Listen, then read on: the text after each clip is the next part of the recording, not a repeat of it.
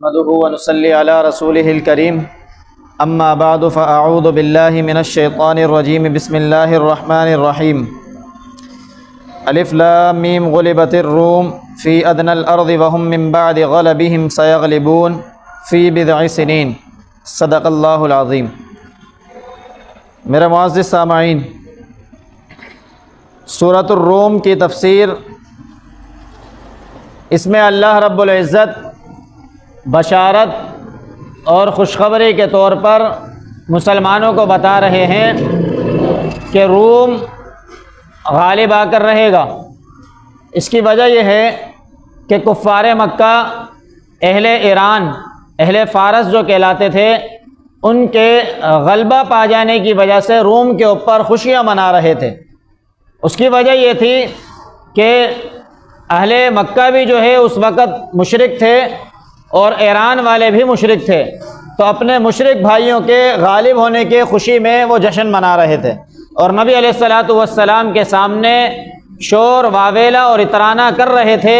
اللہ رب العزت نے ان کو بتایا کہ غلبت الروم فی ادنى الارض وهم من بعد غلبهم سيغلبون فی بضع سنین۔ اللہ نے بشارت دی کہ 9 سال ہیں، یہ 9 سال کے دوران روم غالب آ کر رہے گا، اور یہ دوبارہ جس پر تم جشن منا رہے ہو یہ دوبارہ ختم ہو کر رہ جائیں گے۔ اولم یتفکروا فی انفسہم، پھر اللہ کو پہچاننے کے لیے تم ادھر ادھر نہ جاؤ، بلکہ اپنے نفسوں کے اندر غور و فکر کرو۔ اور اللہ رب العزت نے تمہیں ابتدا سے پیدا کیا ہے، اور اللہ رب العزت تمہیں دوبارہ لوٹائیں گے، اور اللہ رب العزت نے قیامت قائم کرنی ہے۔ یبلس المجرمون، اس دن مجرم واضح ہوں گے۔ ولم یکن لہم من شرکائہم شفعاء، آج یہ مشرک جو جشن منا رہے ہیں، ان مشرکوں کے معبود ان کے لیے کوئی سفارش کرنے والے قیامت کے دن نہیں آ رہے ہوں گے۔ وکانوا بشرکائہم کافرین، اور وہ اپنے شرکاء کا انکار کرنے والے ہوں گے۔ ویوم تقوم الساعہ، پھر جس دن قیامت قائم ہوگی یہ اس دن ٹولیوں میں بڑھ جائیں گے کہ ہم نے تو ان کو نہیں کہا تھا، ہم نے فلاں کو نہیں کہا تھا، یہ خود ہی ہمارے پیچھے آ رہے تھے۔ اللہ فرماتے ہیں کہ یہ خود آپس میں لڑنے اور جھگڑنے لگیں گے۔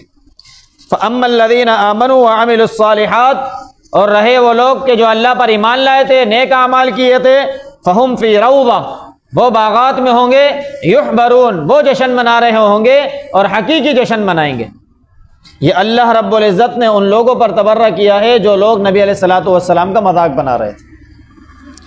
پھر اس کے بعد اللہ رب العزت نے اپنی خلقت، جو اللہ نے مخلوقات پیدا فرمائی، اللہ رب العزت نے اپنی توحید کے لیے، اپنی حقانیت کے لیے، اور اللہ رب العزت نے کفار کو یہ سمجھانے کے لیے کہ ایک اللہ وحدہ لا شریک ہی اس دنیا کے اندر خالق ہیں، ساری کی ساری ملکیت اللہ رب العزت کی ہے۔ اللہ فرماتے ہیں کہ وَمِنْ آیَاتِهِ أَنْ خَلَقَكُم مِّن تُرَابٍ، سب سے پہلی نشانیوں میں سے یہ ہے کہ ہم نے ان کو مٹی سے بنایا۔ پھر دیکھو یہ چلتا ہوا انسان ہے، پھرتا ہوا انسان نظر آتا ہے، ایک مٹی کا ڈھیر ہے، اسی کو اٹھا کے اللہ نے یہ انسان بنا دیا ہے۔ یہ اللہ رب العزت کی کاریگری ہے۔ پھر اس کے بعد اللہ فرماتے ہیں کہ دیکھو ان نشانیوں میں سے ایک نشانی یہ بھی ہے کہ انہی میں سے ہم نے ان کے لیے جوڑے بنائے ہیں، لِتَسْكُنُوا إِلَيْهَا، تاکہ یہ زندگی میں سکون حاصل کر سکیں، اور ان کے درمیان محبت کا اور مودت کا رشتہ اللہ رب العزت نے قائم کر دیا۔ یہ ساری وہ باتیں ہیں کہ جس کے اندر غور و فکر کرنے والوں کو چاہیے کہ سوچ بچار کر لیا کریں۔ اسی طرح اللہ رب العزت کی نشانیوں میں سے ہے کہ آسمان اور زمین کو اللہ نے مبعوث پیدا فرمایا ہے۔ وَاخْتِلَافُ أَلْسِنَتِكُمْ، تمہارے رنگ اور تمہاری زبانوں کو اللہ نے مختلف بنایا ہے، اس کے اندر بھی تم لوگوں کے لیے سوچنے اور بچار کرنے کی بہت ساری چیزیں ہیں۔ اللہ نے تمہارے لیے نشانیوں میں سے ایک چیز تمہاری نیند بھی بنائی ہے کہ تم راتوں کو سو جاتے ہو، وَالنَّهَارِ وَابْتِغَاؤُكُم مِّن فَضْلِهِ، اور دن کو تم رزق تلاش کرتے ہو اللہ کے فضل سے۔ اس میں بھی تمہارے لیے نشانیاں ہیں کہ اللہ نے دن کو واضح اور روشن بنایا ہے، جس میں رزق کمانا بنسبت رات کے کمانے کے زیادہ آسان ہے۔ یہ اللہ رب العزت کی بنائی ہوئی خلقت ہے کہ اللہ دن کو جگمگا دیتے ہیں اور رات کو اللہ رب العزت تاریکیوں میں ڈبا دیتے ہیں۔ اسی طرح اللہ رب العزت کی نشانیوں میں سے ہے برق، یہ جو چمکدار بجلی کڑکتی ہے، پھر خوف، یہ خوف بھی اللہ کی پیداوار ہے۔ وَيُنَزِّلُ مِنَ السَّمَاءِ مَاءً، اور اللہ ہی کی پیداوار ہے کہ جس نے آسمانوں سے تمہارے لیے پانی برسایا۔ فَيُحْيِي بِهِ الْأَرْضَ بَعْدَ مَوْتِهَا، اور پھر اس کے بعد جو ہے وہ زمین بنجر ہو جاتی ہے، اللہ بارش برساتے ہیں، زمین دوبارہ بیدار ہو کر اٹھ کھڑی ہوتی ہے اور فصل دینے کے قابل ہو جاتی ہے۔ إِنَّ فِي ذَلِكَ لَآيَاتٍ لِقَوْمٍ يَعْقِلُونَ، عقل رکھنے والوں کے لیے اس میں نشانی ہے، بے عقلوں کے لیے کوئی نشانی نہیں ہے۔ اللہ کی نشانیوں میں سے ایک نشانی یہ بھی ہے کہ ان تقوم السماء والارض بامرہ، کہ آسمان اور زمین یہ اللہ کے حکم سے قائم ہے، کوئی ڈوری، کوئی رسی، کوئی پلر، کوئی ستون ان کو نہیں پکڑے ہوئے، بس اللہ کا حکم ہے کہ قائم ہو جاؤ۔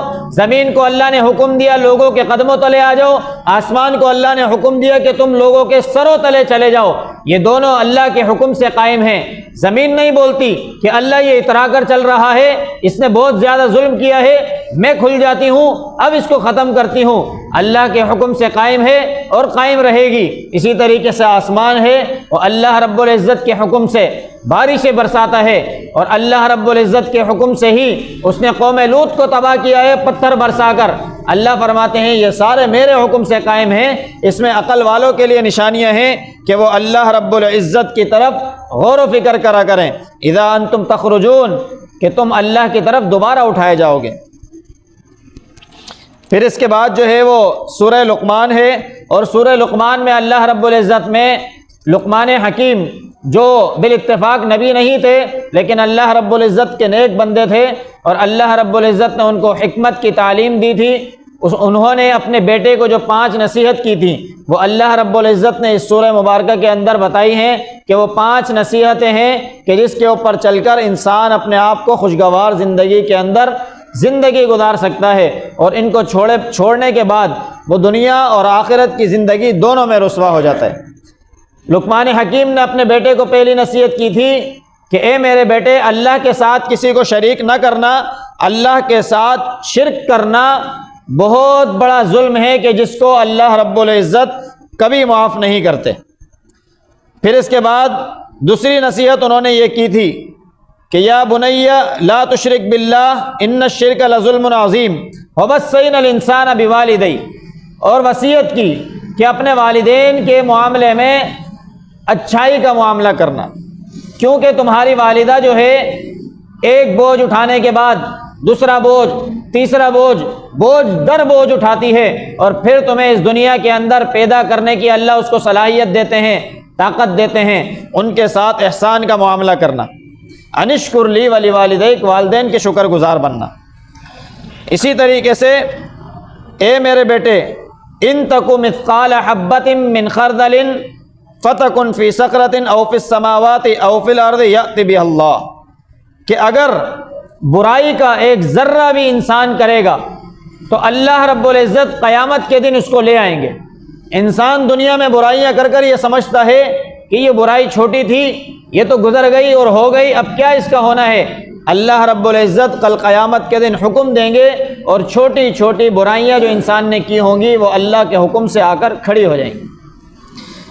ایک اور نصیحت فرمائی، یا بنی اقم الصلاۃ، اے میرے بیٹے نماز قائم کرنا، وامر بالمعروف، اے میرے بیٹے نیکیوں کا حکم دینا، ونہا عن المنکر، میرے بیٹے برائیوں سے لوگوں کو روکنا کہ برے کام زمین میں نہ کریں، واصبر علی ما اصابک، اور اگر کوئی پریشانی دنیا کے اندر آ جائے تو اس پر صبر کرنا، ان ذلک لمن عزم الامور، بے شک صبر جو ہے یہ بڑے باہمت لوگوں کا کام ہے، جواں مرد لوگوں کا کام ہے، بزدلوں کا کام صبر کرنا نہیں ہے، بزدلوں کا کام واویلا کرنا ہے اور شور کرنا ہے۔ اللہ رب العزت صبر کی توفیق بھی ہر کسی کو نہیں دیتے۔ البتہ دعا کے اندر صبر مانگنا نہیں چاہیے، کہ دعا کے اندر صبر مانگنے سے یہ ہوگا کہ صبر مصائب، پریشانی، تکلیف اور آلام پر کیا جاتا ہے۔ اگر آپ صبر مانگتے ہیں تو معلوم ہوا کہ اس کے بدلے میں پہلے کچھ پریشانی آئے، تکلیف آئے، اس کے اوپر آپ صبر کریں گے۔ ہاں البتہ کوئی پریشانی آئی ہوئی ہے، اللہ سے دعا کریں کہ اے اللہ اس پریشانی پر مجھے صبر عطا فرما دے۔ اس کے بعد فرمایا کہ وَلَا تُسَعِّرْ خَدَّكَ لِلنَّاسِ وَلَا تَمْشِ فِي الْأَرْضِ مَرَحًا، اللہ نے عزت کی زندگی عطا فرمائی ہے، عزت کی زندگی دنیا میں گزاریں، ہر ایک کے آگے اللہ کا عزت کا دیا ہوا چہرہ نہیں رکھا کرو کہ ہر ایک تمہارے گال پر تماچا مار دے، ہر ایک کے آگے اپنے گالوں کو بچھاؤ، جو عزت کرے کوئی ذلت کرے کوئی رسوا کرے، اس طرح نہیں کرو، بلکہ جو قرآن کی تعلیمات ہیں اس کے مطابق زندگی گزارو، اور اتنے اکڑ کر بھی زمین میں نہ چلو کہ اللہ نے اگر سر اٹھا کر چلنے کا حکم دیا ہے تو اتنا اکڑ جاؤ کہ تم یہ سمجھو کہ میں پہاڑ کی چوٹی کو پہنچ جاؤں گا۔ وَلَا تَمْشِ فِي الْأَرْضِ مَرَحًا، نہ زمین میں اکڑ کر چلنا بلکہ میانہ روی اختیار کرنا، نہ بہت کمزور نہ بہت زیادہ اپنے آپ کو بڑا چڑھا کر دکھانے والے بننا۔ وَاقْصِدْ فِي مَشْيِكَ وَاغْضُضْ مِنْ صَوْتِكَ، اپنے آپ کو چلانے میں ذرا دھیما رکھنا۔ وَاقْصِدْ فِي مَشْيِكَ وَاغْضُضْ مِنْ صَوْتِكَ، اور اپنی آواز کو ذرا نرم کر لینا، کیونکہ زمین کے اندر سب سے زیادہ بیکار ترین آواز جو ہے وہ گدھے کی آواز ہوتی ہے، جو چلاتے ہیں شور اور واویلا کرتے ہیں۔ اللہ فرماتے ہیں کہ یہ جو ہے ساری کی ساری گدھوں کی آوازیں ہیں، اسی لیے ان کی باتوں کی طرف توجہ نہ کیا کریں۔ اس سورت کے آخر میں اللہ رب العزت نے 5 باتیں مزید بتائیں کہ جن کا علم صرف اور صرف اللہ رب العزت کو ہے، اللہ کے علاوہ کسی ایک کو بھی اس کا علم نہیں ہے۔ اللہ فرماتے ہیں کہ ان اللہ عندہ علم الساعہ، قیامت کا علم اللہ رب العزت کے پاس ہے۔ وَيُنَزِّلُ الْغَيْثَ، اللہ کے پاس علم ہے کہ بارش کب برسے گی۔ وَيَعْلَمُ مَا فِي الْأَرْحَامِ، اللہ کے پاس علم ہے کہ ماں اپنے شکم پدر میں کیا رکھے ہوئے ہے، کس کو جننے والی ہے۔ اور وَمَا تَدْرِي نَفْسٌ مَاذَا تَكْسِبُ غَدًا، اور یہ بھی اللہ ہی کو پتہ ہے کہ کوئی نفس کل کے دن میں کیا کمانے والا ہے، اچھے اعمال میں سے اور برے اعمال میں سے اور دنیا کی معیشت میں سے۔ وَمَا تَدْرِي نَفْسٌ بِأَيِّ أَرْضٍ تَمُوتُ، اور اسی طرح اللہ کو یہ علم ہے کہ کون سا نفس کس جگہ میں کس وقت مرنے والا ہے۔ ان اللہ علیم خبیر، اللہ رب العزت علم رکھنے والے ہیں، اللہ رب العزت باخبر ہیں۔ اسی لیے موت کے خوف سے اچھے اعمالوں سے پیچھے ہٹنا یہ اللہ رب العزت کی تقدیر میں عمل دخل کرنے کے مترادف ہے۔ اللہ جب چاہیں گے، جس وقت چاہیں گے، جس حال میں چاہیں گے دنیا سے اٹھا لیں گے۔ اسی لیے اچھے اعمال کے اندر پیش رفت کرتے رہنی چاہیے، موت کے خوف سے اچھے اعمال کو نہیں چھوڑنا چاہیے۔ اس کے بعد سورہ الف لام میم سجدہ ہے۔ سورہ الف لام میم سجدہ کے اندر اللہ رب العزت نے قرآن کی حقانیت کے دلائل اور پھر یہ بتایا کہ یہ قرآن اللہ کی طرف سے نازل کیا ہوا ہے اور اس قرآن کریم کے اندر کوئی شک نہیں ہے۔ پھر وہی اللہ رب العزت نے اپنی توحید کے اور حقانیت کے دلائل بتائے۔ ان دلائل کے بتانے کے بعد یہ بھی بتایا کہ کون لوگ ہیں جو اللہ رب العزت کے آگے سر تسلیم خم کرتے ہیں اور کون ہیں کہ جو اللہ کے آگے نہیں جھکتے۔ پھر موسیٰ علیہ السلام کا تذکرہ بتایا، فَلَا تَكُنْ فِي مِرْيَةٍ مِّن لِقَائِهِ وَجَعَلْنَاهُ هُدًى لِّبَنِي اسرائیل، ان کی ملاقات کے اندر کوئی شک نہیں ہونا چاہیے، انہیں اللہ نے بنی اسرائیل کے لیے ہدایت بنا کر بھیجا تھا۔ وَيَقُولُونَ مَتَىٰ هَٰذَا الْفَتْحُ إِن كُنتُمْ صَادِقِينَ، وہ لوگ کہتے تھے کفار کہ موسیٰ علیہ السلام کو، کہاں ہے تمہاری کامیابی؟ اگر تم سچوں میں سے ہو تو اپنی کامیابی کا اعلان کرو، اللہ سے کہو ہمیں کامیاب کر دو۔ قل یوم الفتح لا ينفع الذین کفروا ایمانهم ولا هم ينظرون، اے نبی آپ کو بھی یہ لوگ یہی باتیں کہتے ہیں، آپ ان سے فرما دیجئے یوم الفتح لا ينفع الذین ظلموا، کہ اس دن فتح ہوگی کہ جس دن معذرت کرنے والوں کو ان کی معذرت کوئی فتح نہیں دے گی، کوئی کامیابی نہیں دے گی، کوئی قبولیت نہیں ہوگی۔ فَأَعْرِضْ عَنْهُمْ وَانتَظِرْ إِنَّهُمْ مُنتَظِرُونَ، ان لوگوں سے اعراض کرو، ان کو چھوڑ دو، ان کی باتوں میں عمل دخل کرنے کی آپ کو کوئی ضرورت نہیں ہے۔ یہ جانے ان کا رب جانے، آپ اپنے کام میں لگے رہیں۔ إِنَّهُمْ مُنتَظِرُونَ، یہ بھی انتظار کر رہے ہیں، ہم بھی انتظار کرتے ہیں، آپ بھی انتظار کریں، اللہ رب العزت کا حکم آ کر رہے گا۔ دعا ہے کہ اللہ رب العزت خود مجھے بھی ان باتوں پر عمل کرنے کی توفیق عطا فرمائے، آپ تمام میں سے ہر ایک کو بھی عمل کی توفیق عطا فرما دے۔ وآخر دعوانا ان الحمدللہ۔